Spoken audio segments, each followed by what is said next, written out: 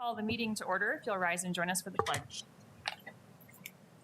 I pledge allegiance to the flag of the United States of America and to the republic for which it stands, one nation, under God, indivisible, with liberty and justice for all. Thank you. We are going to start with our good news report. Deanne. Good evening. Always great to have a full room, especially so when it's 70 degrees out in the middle of March. Well, good evening to all of you board members. We have a busy night of good news. First up, we have a special presentation to the board from Chris Martin. He is a member of our IT department who spent some time on active duty recently. So without further ado, I'll turn it over. Thank you. Good evening, everyone.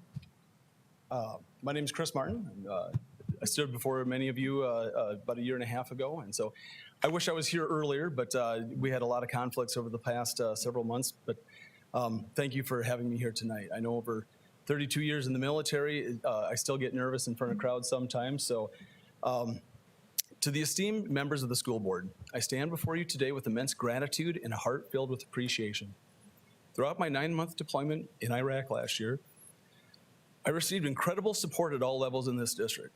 Your commitment to standing by citizen soldiers like myself underscores the invaluable bond between our community and those who answer the call of duty. Everyone's encouragement and understanding lighten my worries of missing work, allowing me to focus on my responsibilities and our mission. I would like to first thank Demi Moon.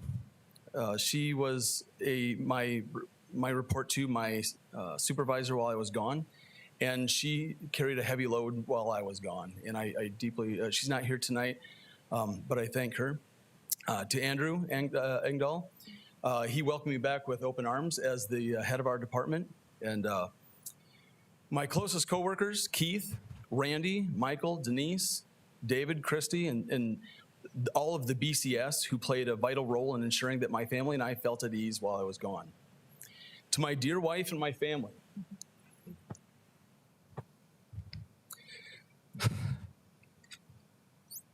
your steadfast love and your sacrifice have been my rock through it all. Your support through nearly 26 years went above and beyond what any soldier could ask for, especially this old dog. There's nothing I can give back to you that matches or rewards your loyalty and dedication, except a trip to Spain next summer, or this summer. I must emphasize the significance of leadership and support of citizen soldiers. As members of the school board, you exemplify leadership by not only guiding our teachers and staff, but also fostering a culture of support for those who serve. As a token of my deepest appreciation, I would like to present to you this flag, flown proudly in Iraq.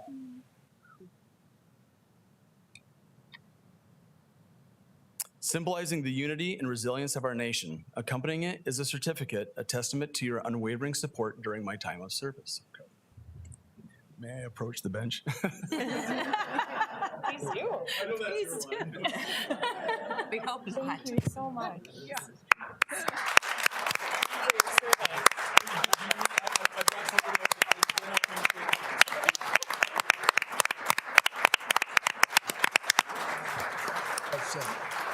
I don't mean any disrespect by not shaking hands, but I have something special for you all.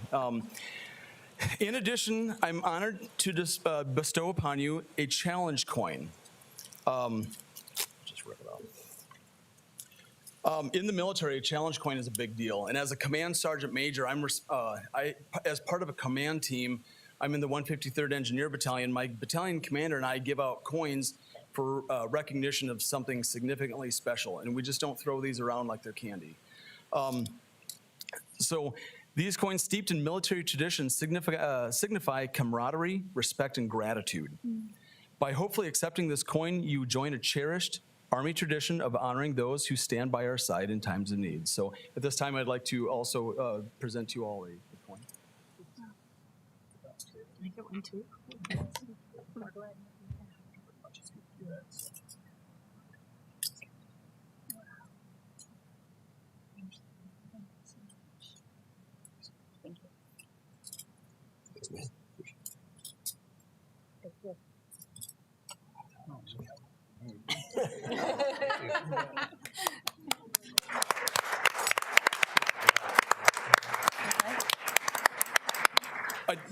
One entity I don't want to miss for thanking also before I wrap things up is the HR department. I couldn't have made it through without their support. It takes a lot of nuts and bolts to get this organization moving. There's a lot of moving parts, and they ran it like a well-oiled machine for this whole deployment. So for them, I also like to recognize them. In closing, thank you for your leadership, your support, and for embodying the values and unity and solidarity that make our nation strong. Together, we stand as a testament of the power of community and the enduring spirit of our district, our city, the great state of South Dakota, and our country. May God bless America. Thank you. Thank you.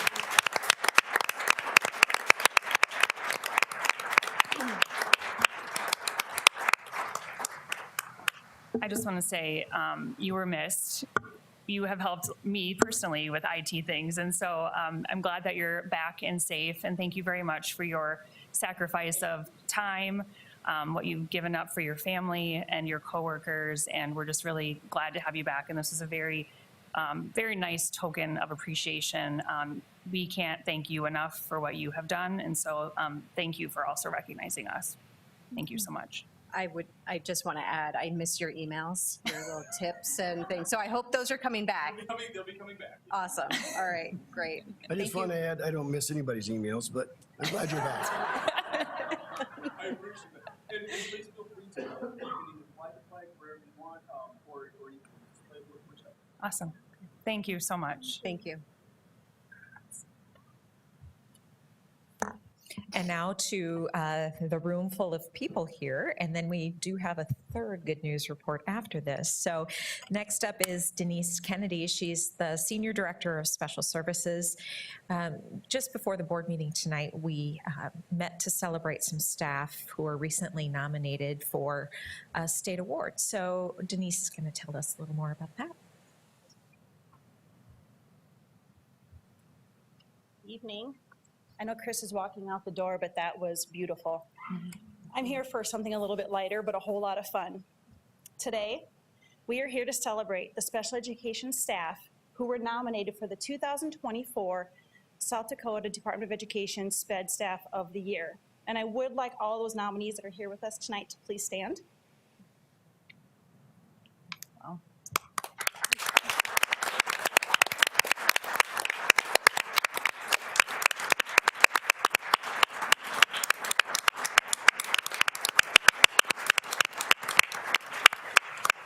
Standing because I'm not done. So there were 78 nominations statewide, and Sioux Falls represented 37 of the 78. We represented very, very well.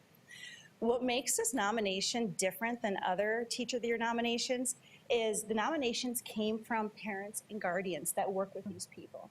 These are parents and guardians who have very busy lives of their own and took the time out of their day to write a letter to the Department of Ed in recognition of what this wonderful group has done. So tonight, yep, we celebrated them, we had a social, want to get to know them one-on-one. But I would like the board, I asked the board tonight just to help recognize how wonderful these people are. And I hope you know that the incredible things they are doing for our students with special needs. Thank you. Thank you.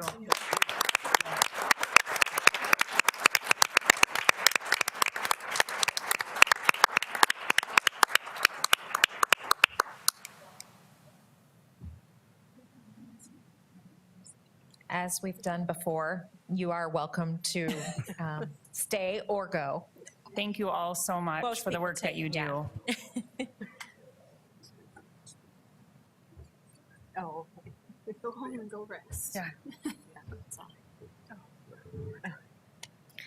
And finally, we are in the middle of dodging some raindrops. You wouldn't know that outside because we haven't had much moisture, if any, at all here recently. But in the middle of dodging some raindrops for our March Reading Initiative in collaboration with the City of Sioux Falls. So Ann Smith, our coordinator of libraries, is with us and will take the reins from here, actually, right after I play this video.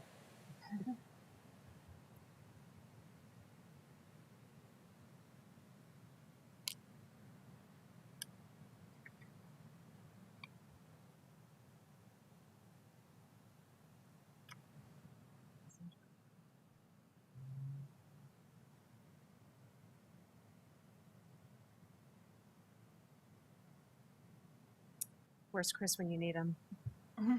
Get that soldier back here.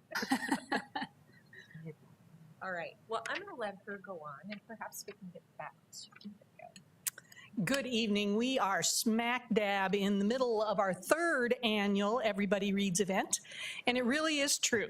Whether it's a beautiful sunny day like today or raining like we hope it's going to be on Thursday, every day is a good day to read. This community-wide initiative in partnership with Siouxland Libraries helps shine a light on the importance of reading and literacy. The theme for this year is Rain or Shine, Everybody Reads. If you've been in any of the schools or in a public library since March 1st, you've probably noticed some pretty interesting displays of raindrops in the hallways. Lowell Elementary, incidentally, raises it up a notch with a daily weather report, which includes a picture of the custodian who is reading in a mystery spot. And then people have to decide where that mystery spot is. Each school and public library has their own display, and each raindrop represents one book read. Students and community members are encouraged to write the name of a book they finish on a raindrop and add it to the displays. It really is amazing to see the creativity. We have a ticker with the amount of books read up on the Sioux Falls School District website, as well as on the Siouxland Library's website. And our school librarians, as well as the public library, are updating these numbers every day. We are currently, when I checked it just before I came over 72,000 books, which means we need to kick it into high gear if we're going to make 300,000 by March 22nd. But I do have to brag just a little bit. Those 72,000, which are citywide, over 68,000 are our students and staff. So as you would expect, they are busy reading out in our schools every day. For each 100,000 books read, we will donate $500 to Reach Literacy. Once again, our corporate sponsors have stepped up and allowed us to be able to make this donation so that we can promote literacy in our community. We know that literacy is so important for every person and that it's a gateway to a better life. The video, if you go to the district webpage for Everybody Reads, you can see the video, and you'll hear Mayor Tan Haken say, readers are leaders.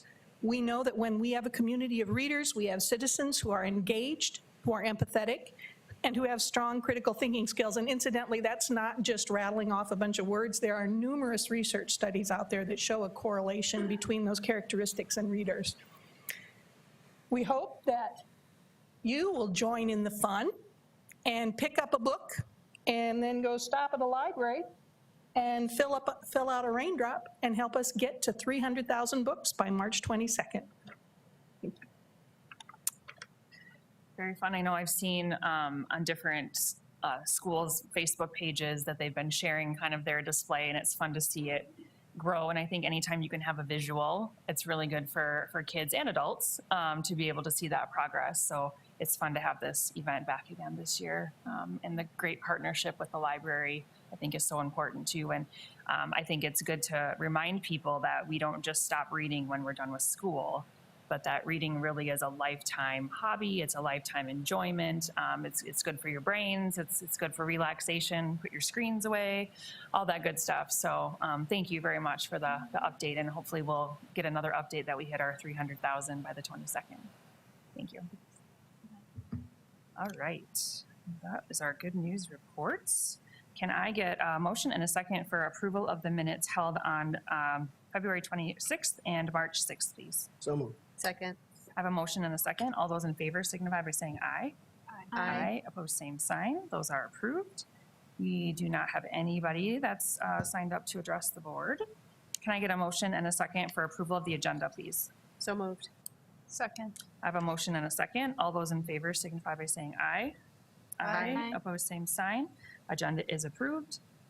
We have no conflicts of interest. Can I get a motion and a second for approval of the agenda 9A through E, please? So moved. Second. Can I have a motion and I have a motion and a second. All those in favor signify by saying aye. Aye. Opposed, same sign. That is approved. And the supplemental consent agenda 10A. Can I get a motion and a second for Sanford Health claims? So moved. Second. A motion and a second. All those in favor signify by saying aye. Aye. Aye. Opposed, same sign. That is approved with one abstention from myself. And a motion and a second for 10B, please. So moved.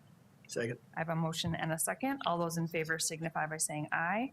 Aye. Opposed, same sign. That motion passes with one abstention from Board Member Sarenbetz. And on to the reports of the superintendent. We have 2 reports tonight. It's hard to believe we are already closing in on preparing for our summer programs, which we have many, many opportunities for our students that Dr. Boyson will cover tonight. And then Todd will provide a wrap-up of the 2024 legislative session. And so I will turn it over to you, Dr. Boyson. Great, thank you. Good evening. Tonight, it feels like summer, and so what a perfect night to talk about our summer programming and all the activities we have for all levels throughout the summer. Again, it falls under district priorities, academic success, and we're going to look at that programming that fills academic gaps, recovery, and course acceleration for students. So during the summer of 2024, students in the Sioux Falls School District, pre-K through age 20, will have opportunity to close the gap in their reading and math skills, engage in authentic hands-on activities, and participate in credit recovery or course acceleration. We have, for our pre-K through 5 students, Birth to 3 services are provided for infants and toddlers with disabilities throughout the summer to continue their learning, and early intervention services to promote developmental growth. We also have Ready to Start, and Ready to Start serves incoming kindergarten students who have limited or no exposure to early childhood programming. And this leads up to kindergarten, so the 5 weeks leading up to kindergarten, so July into August, right before that kindergarten year, focused on targeted skills to promote successful transition to kindergarten. Summer tutoring at our community learning centers. This is a new model. We had Summer Academy in the years past, and this year we worked with Rebecca Wimmer and the community learning centers to see how we could most effectively reach more students with that reading and math tutoring opportunity. So we partnered with the CLCs, and the Title I and 21st Century Grant Learning Center funds is used to provide supplemental tutoring during that community learning center model. So students can come in just for that tutoring piece, 45 minutes for reading, 45 minutes for math, or they can be part of the community learning center model and attend all day, take the field trips, go swimming, do those fun things, and then just jump out real quick for a 45-minute tutoring session and then jump back in. And Rebecca Wimmer's group have scholarship opportunities for students, and so our buildings are identifying those students that would benefit from those services and connecting them with that. And those services will be provided at Annie Sullivan, Garfield, Hawthorne, LBA, Lowell, and Terry Redland. And they'll work through the month of June on that reading and math instruction Monday through Thursday. So that's a new model, more efficient use to be able to serve more students. Our English language learners at the elementary level that are enrolled in the Elementary Immersion Center will attend a 3-week program focusing on those 4 domains of language acquisition, reading, writing, speaking, and listening. And then we have extended day year are our students 3 through 21. This is the elementary, but that ESY services that for individuals that, according to their IEP, will continue on with their services through the summer. We have one last one under elementary, that's our migrant learning for students. They'll attend a camp that will be held downtown, and this is inclusive for their whole family. And it'll give parents ideas for enriching their children's learning at all ages, and for students centered around math, reading, and STEM activities. So then we have middle school. Moving on to middle school, new opportunity for them is band and orchestra. So summer youth band or orchestra, they can enroll in those courses. It's 3 days a week in June and July, and they practice for an hour each day to prepare for community concerts. And so that's a new opportunity for middle school students this year. Out at CTE, we have summer camps focused around healthcare and welding, and those are sponsored by local business partners. And then we have our EL students provide opportunities again for those 4 domains of language. Migrant students, again, that 1-day camp downtown with their families to connect and provide services that way to support them. And then middle school students have, incoming sixth graders have running start. And that running start is to help that transition from elementary to middle school, to help them learn about their locker. I think that's the biggest fear is, right? Am I going to be able to get my locker open? And communication skills, study skills, and really just to get to know the building better. So those are our middle school programs.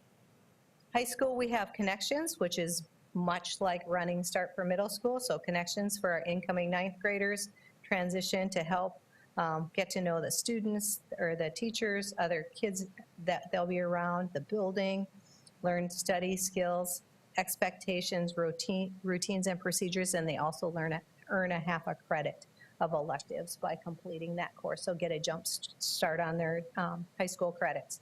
We have EL coursework, which helps with English language development, personal finance, and speech. And so the students can, EL students can earn credit if they attend that summer programming.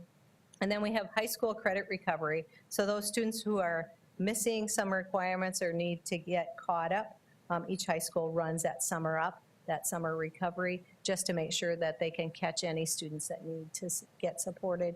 So again, earning those credits towards graduation. And we have migrant school also at that high school level.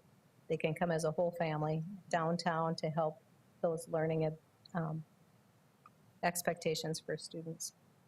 And so in summary, the Sioux Falls District is committed to providing quality educational opportunities for students. Summer program allows for readiness experiences, credit recovery, earning additional credits, maintaining academic, developmental, and behavioral goals, English language acquisition, and the opportunity for other experiences in the community. And with that, I'd stand by for any questions. For the K-5 summer tutoring, is that open to all students that are recommended to go, or is it just the 6 schools? Nope, it's open to all schools, so at the building level, they can make recommendations. Those are the schools that we have the funding. Yeah, and that's where they're housed. So at the building level, they can make recommendations for any student and then get them connected. And then what would be the average cost for somebody who doesn't qualify for those funds? I'm not sure on that. I would have to check. Okay. It depends. Well, the tutoring is free. Okay. So, but if they choose to participate in the CLC model, Right. then they would have to pay the fees according to that if they don't qualify for the scholarships. So, but the tutoring is free. Yeah, okay. Yeah, I'd be curious to know where it's at for, So for the because that's just for CLC, June, right? just for CLC. June. Mhm. Right, Yep. okay. Okay. And I think just as a reminder to anybody that might be listening, how would they go about enrolling? Most of these things will come to them in like a newsletter from their school. Like I think about Jumpstart for Yes. middle school, that usually comes to like from your Edison or whatever your middle school is, will send their incoming Yes. 6th graders. Yes. So be watching for that. Yes, that would come through communication from the middle school, but also the elementary would communicate with them that they're currently attending. Okay. How- And then, Oh, go ahead. Well, how are we identifying the birth to 3 and then those ready to start kiddos? Yep, Maybe yep. they're not already in our pipeline. Nope, so that's, again, anything through the community. We have that information out there for them to see, and then just that outreach of providers, our healthcare providers, getting them information, daycares, centers, getting information to those students. Or as they're registering for kindergarten, we just had our kindergarten open house last Thursday night. And so as they're registering for that, if they notice they haven't had any preschool opportunities, then they can connect them with that Running Start program, so they can have that opportunity prior to that. good. Yeah, I think it's a really nice mix of activities for all of our students at all ages to try to keep them engaged over the summer and keep them learning and not having any of that kind of slide that we sometimes talk about. So thank you very much for the update. And I like that there's a couple new options for people to get involved in this year too. Good, and just ask for the board acknowledge the report. Can I get a motion and a second to acknowledge the 2024 Sioux Falls School District Summer Report? So moved. Second. I have a motion and a second. All those in favor signify by saying aye. Aye. Aye. Opposed, same sign. That is acknowledged. Thank you.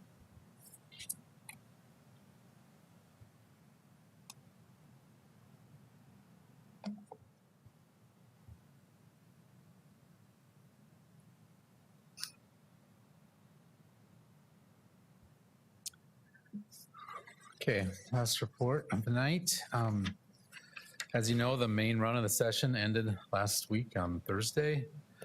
Of the bills we tracked, I'm just going to go through tonight the ones that, just let that be. Yeah. Of the bills we tracked, I'm just going to go through the ones that passed tonight. So we tracked 10 Senate bills that we had a position on anyway, that passed. 6 of those we supported, 3 of those we opposed, and one of them got amended and then kind of or didn't get amended. We wanted an amendment, so then we really had no position on that. So I'll just go through those. Senate Bill 1, we supported it. Included school counselors as eligible for tuition benefits. That passed. Senate Bill 2, we supported. It allowed schools to make the local decision on how they dole out dual credits or dual enrollment credits. I think it just undid a bill that was passed last year. Senate Bill 51 increased state aid 4%. That was the governor's proposal. That passed.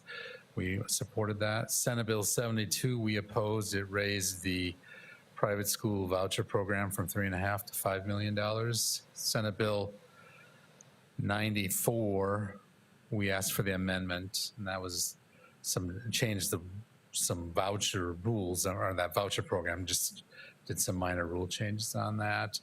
Senate Bill 127, we supported. It became the teacher compensation bill. It started out as 1048, but due to legislative maneuvering, Senate Bill 127 was the bill that ended up with that, and I'll touch on that at the end here. But we supported that bill. Senate Bill 146, which we supported, made it a felony to threaten board members, among other elected officials as well. Senate Bill 47, we supported. It increased the juvenile justice incentive program. Senate Bill 198, we opposed. It authorized schools to acquire and administer nasal glucagon.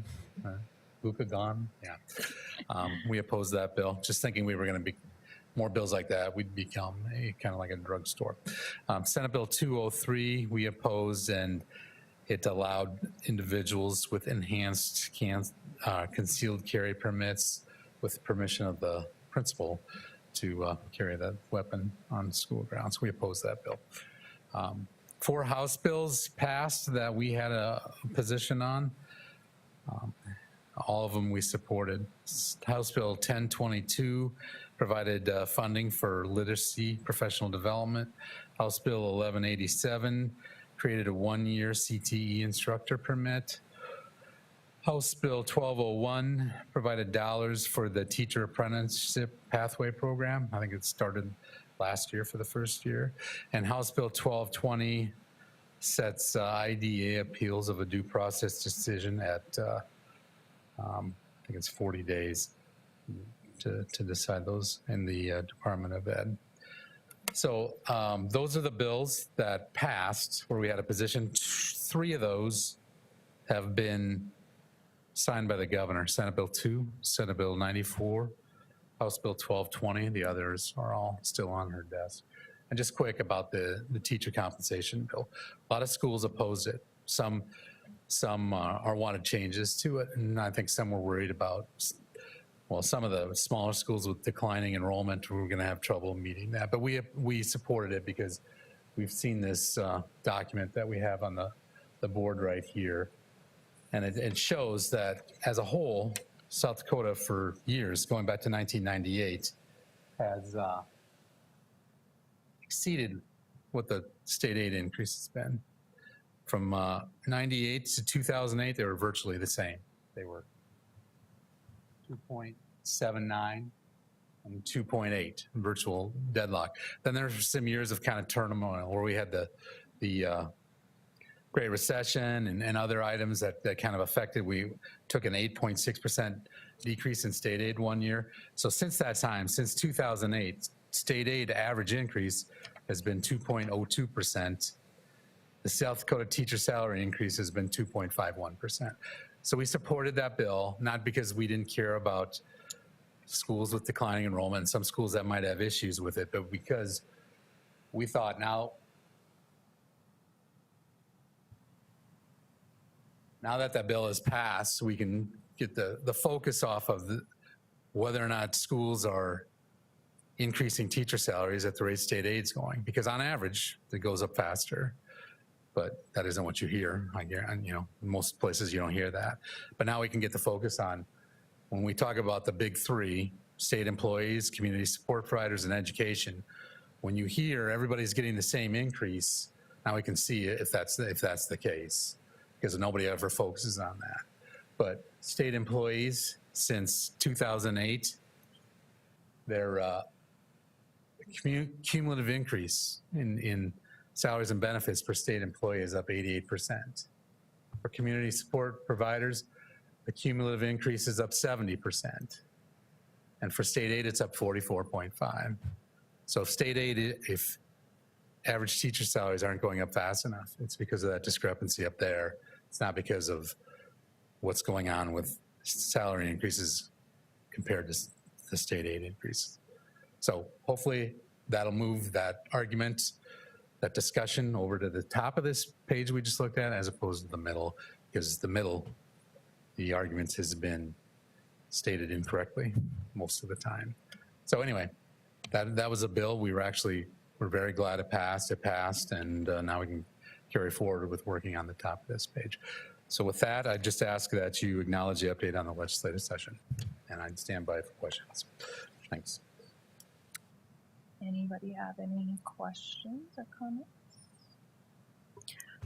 I appreciate Mr. Beek's work on this. This is data that we've showed many years over years to our legislators, and I think they have paid attention and not quite maybe known how to come at it, and I think this is a solution to that. But it is always helpful to have the expertise that Mr. Beek brings to our calculations and to do a real deep analysis, and helps many people with that during the session, as have others, because this is something that the state legislature wanted to get it right, and we appreciate their efforts to do that as well. They spent many hours looking at different scenarios and different ways of coming at this. There's no perfect way, but ultimately what we've said is state aid has to be adequate for districts to continue funding education, and that's salaries and benefits as well as all of the other things. And so we appreciate their focus on that. Thank you. All right, well, we look forward to being able to go forward with our budgeting process now that we kind of know what to plan for next year as well. Can I get a motion and a second to acknowledge the legislative update, please? So moved. Second. I have a motion and a second. All those in favor signify by saying aye. Aye. Opposed, same sign. That is approved. Can I get a motion and a second for adjournment? So moved. Second. I have a motion and a second. All those in favor signify by saying aye. Aye. Opposed, same sign. We are adjourned. Thank you.